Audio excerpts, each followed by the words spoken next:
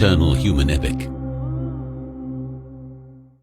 Edward Granville Brown, a lecturer in Persian at the University of Cambridge, wrote, "A reminder of that blood-stained field of Karbala, where the grandson of the Apostle of God fell, at length tortured by thirst and surrounded by the bodies of his murdered kinsmen, has been at any time since then sufficient to evoke, even in the most lukewarm and the heedless, the deepest emotion, the most frantic grief, and an exaltation of spirit before which pain, danger, and death shrink to unconsidered trifles."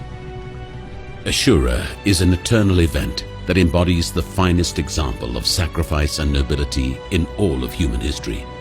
It is an event which still resonates today because it was a demand for reform in the world, a call to stimulate humankind emotionally and intellectually, a struggle to purify it, a quest to liberate it from tyranny. Before the day of Ashura. In the year 680 AD, upon the death of Muawiyah bin Abi Sufyan, his son Yazid was wrongfully crowned, becoming ruler of the Islamic world by force. Imam Hussein, the grandson of the Prophet Muhammad, refused to pay allegiance, declaring, "Yazid is an immoral man who drinks alcohol, is a killer of innocent people, a proponent of immorality. A man like me cannot pay allegiance to a man like him." When word of his defiance reached Yazid, he gave Imam Hussein a stark choice. He told him that he could either pledge his allegiance or be killed.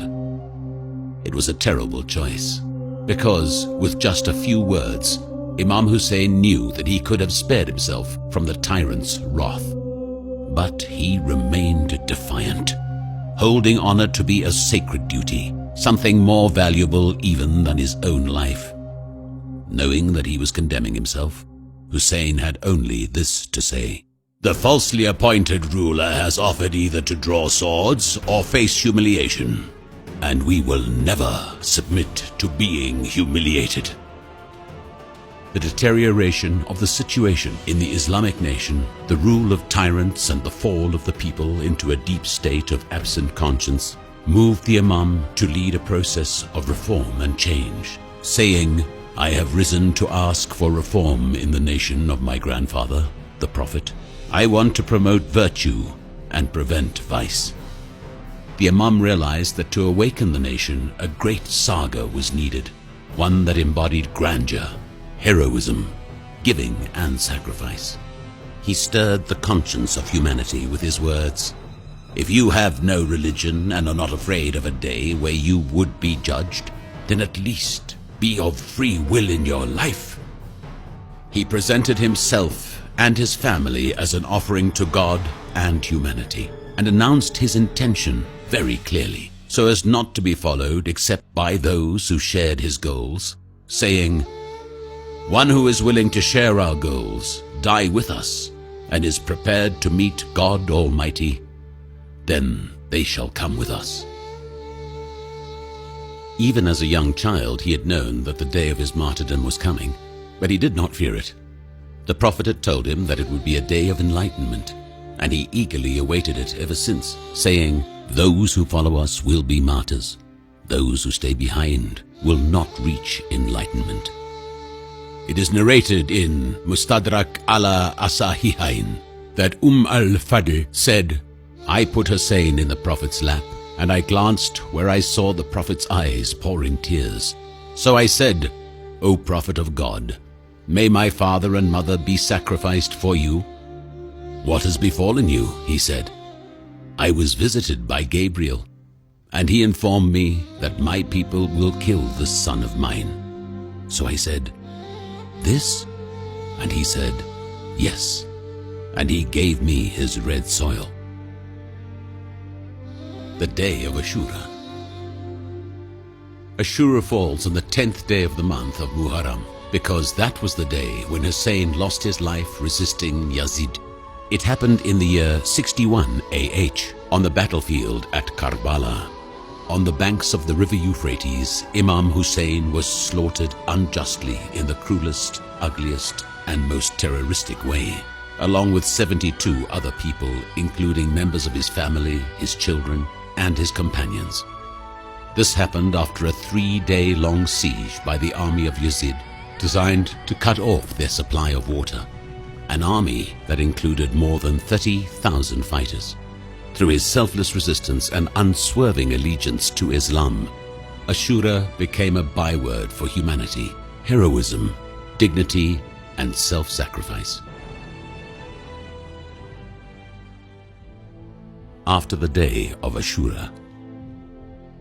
The story did not conclude on the day of Ashura, but continued with a great show of humiliation for those defeated.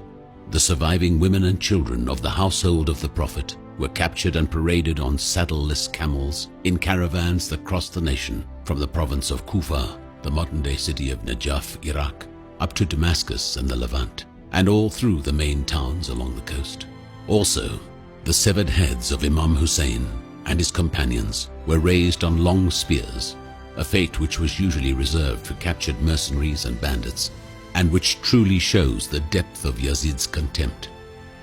The revolution of Hussein would not have succeeded without the role played by his sister Zainab, granddaughter of the Holy Prophet, who was one of the captives. She embraced the ideals of the revolution, reporting its aims and narrating the tragedies and torments of Ashura to the whole Muslim nation. On the day of Ashura, she reached her hands beneath the body of her beheaded brother Hussein, cast her gaze to the sky, and addressed Allah, saying, "O God, please accept this sacrifice from us." What about now? As if taking Zainab's word to heart, hundreds of millions of people have accepted Hussein's sacrifice.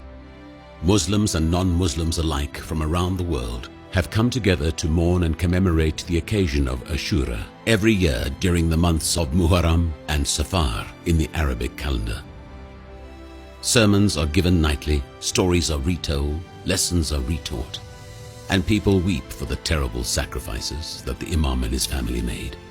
His example has endured for 14 centuries, and on each anniversary, people still pledge to the Imam to move forward in his footsteps and to always take a stand against evil and injustice. These ceremonies include a long list of rituals, some of them reportedly encouraged by the household of the Prophet, Ahlul Bayt, such as visiting the shrine of Imam Hussein, poetry readings, lectures and retellings of lessons learned. Other forms of remembrance do not have historical roots, but have been shaped by the traditions of each community as it found its own way of remembering Ashura. Some held marches, while others held cultural activities such as theatre and film. For others, it was practices like self-flagellation, tatbir, which have stirred debate and opposition in the Shiite community and have been banned by some Shia scholars. The Ashura period is not limited to 2 months, but extends throughout the year with visits to Imam Hussein's shrine, sermons, and crying over him in various religious and social events. Every time we visit the shrine of Imam Hussein, we recite, "Peace be upon you, O inheritor of Adam, elite of Allah. Peace be upon you, O inheritor of Noah, Allah's prophet. Peace be upon you, O inheritor of Abraham, the admirer of Allah. Peace be upon you, O inheritor of Moses, the one who spoke to Allah. Peace be upon you, O inheritor of Jesus, the Spirit of Allah. Peace be upon you, O inheritor of Muhammad, the one beloved to Allah." This ingrains in our being the knowledge that the path of Allah and the path of righteousness are identical journeys that are woven into history, connecting human beings to Allah. The revolutions of the prophets were revolutions against deviation from the line of Allah. They were uprisings against tyrants and darkness, and the revolution of Imam Hussein was no different. He sought to awaken the world before the day of judgment and create in the hearts of human beings a power to drive them forward towards reform.